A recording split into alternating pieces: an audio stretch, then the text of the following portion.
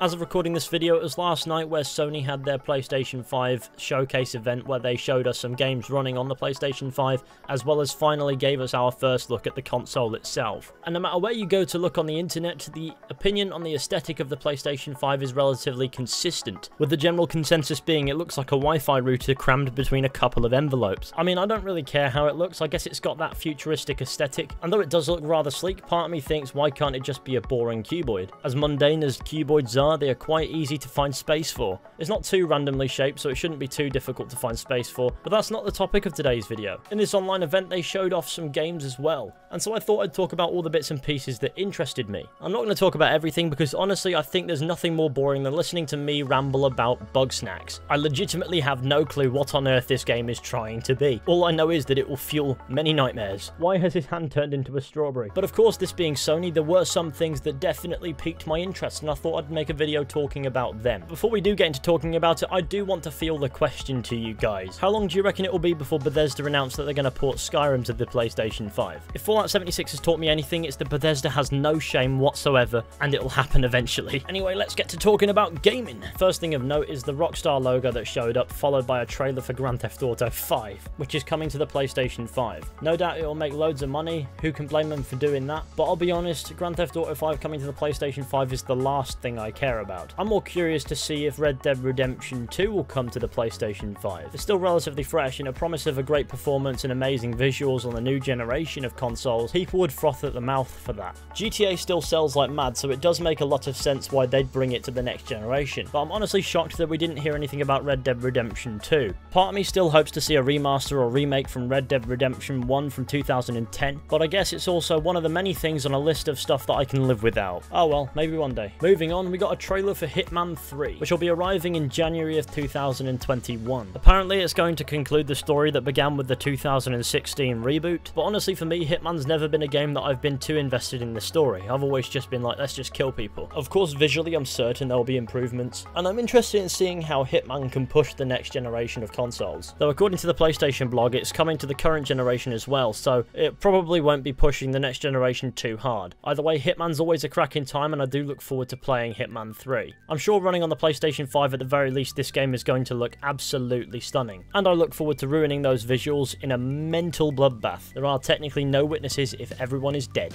Another thing I think is worth talking about is the announcement of Insomniac Games is Spider-Man Miles Morales. My point being, after Marvel's Spider-Man back in 2018, there was a certain desire for some Miles development. And come the DLC that we got for that game, the development was done over phone calls and with one cutscene at the end, that, though it was disappointing, was definitely suggestive of this sequel. We got some visual shots of the game, and it looks like for the most part the gameplay is going to be relatively similar to the first game. However, graphically this looks fantastic. One thing I've noticed is the visuals seem to be enhanced by the wintry weather, and the trailer does honestly make it look quite effective. I also do wonder how this game will manage to define itself from the first one, and one thing that I would like to see is more civilian gameplay, if that makes sense. So I want to see both sides of Miles Morales. Obviously the heaviest focus will be on the Spider-Man part, but I wouldn't mind some gameplay with the guy under the mask either. Sure, we got little bits of that in this game's predecessor, but it was very brief, and honestly I don't think they seized enough opportunities. I'm quite sure that they'll find many ways to improve on the last game. I'm curious to find out what they've done. Spider-Man Miles Morales, as of right now, is simply slated for holiday 2020. I can't find any mention of this game coming out for the PlayStation 4, so this might wind up being a launch title for the PS5. Well, if that's the case, I guess I'm getting a PS5, aren't I? There are a handful of screenshots circulating of the game, and honestly, it looks stunning. A lot of these shots are similar to the shots of the trailer. Instead of being a screenshot of a video, this is screenshot straight from the game. At least that's how it looks, and as a result, you can see the visuals with much more clarity. One thing that's really popping to me is the lighting, and the other thing that's really appealing to me is the weather. The snow in this game looks quite dense and atmospheric. Another thing I've noticed that looks really nice are the reflections. With any luck, these visuals will wind up representing the final product, and as you can imagine, this is something that's gone up pretty rapidly on my hype list. I really liked the first game, can't wait to play the sequel. Next up on the shortlist of things that have really appealed to me from this event,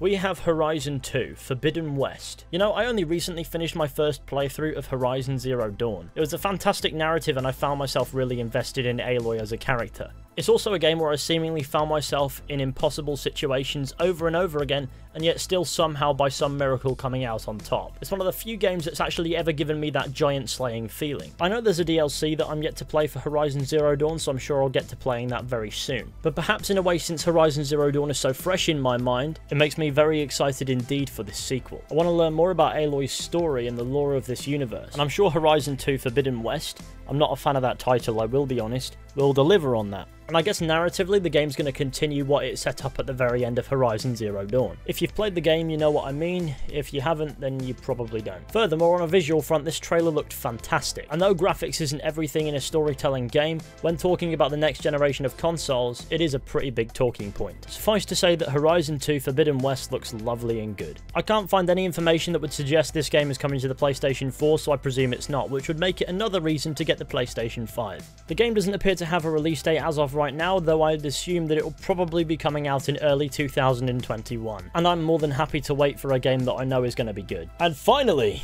Bugsnax. Yeah, no, I actually don't give a shit about Bugsnax, I just wanted to see how you'd react. We also got a look at a gameplay trailer for Arcane Studios' Deathloop, which was announced at E3 last year, and it has a fascinating concept that I think will hurt my brain if I try to explain it, but here we go. You're stuck in a time loop until you manage to kill 8 key targets in a single loop, but you're contending with a rival assassin. It's an interesting concept, and on top of that, the visuals in this trailer did look rather pleasant. It's not a game I'm going to necessarily hold my breath for, but it does look like it could have the potential to be great fun. On top of that, what appears to be gameplay shown in the trailer looked really fluid and enjoyable, so maybe it'll be a game worth keeping an eye out for. Now, those are all the things that appealed to me personally. I know it's not everything that they showed, it's just the things I thought I could cover and actually say stuff about. I know there are lots of things that I haven't mentioned that you might be interested in, just like I'm sure people will call me uncultured for not mentioning Resident Evil, but whatever. If I feel like I don't know what I'm talking about when it comes to a game like this, I'd rather not say anything at all. It's not a franchise that I'm into, so I'm not sure what you'd expect me to say. Maybe I should get into it with some streams at some point. Let me know what you think. And then there's Ratchet & Clank, which I guess is cool, but I really don't know what I'd have to say about it. We got to see plenty at this PlayStation event, including the PlayStation 5 itself, and no doubt there's plenty there for us all to be looking forward to. So now that I've listed the things that I'm most interested in, how about you let me know what you think down in the comment section. I'm sure as time goes on we'll learn more and more about these games. Maybe there'll be some more announcements later on down the line for us to keep an eye out for. Remember, in just about a week's time we have EA Play. I'm sure we'll find out more about some next generation games there, but I suppose I've expired all my talking points for today's video. So thank you all for watching this video. I hope you enjoyed. Be sure to go ahead, leave a like, subscribe, share the channel with your friends and all that wonderful stuff. That would be fantastic. Pop your thoughts down in the comment section, of course, and with any luck I will catch you all very soon with another video at some point, but until then, goodbye.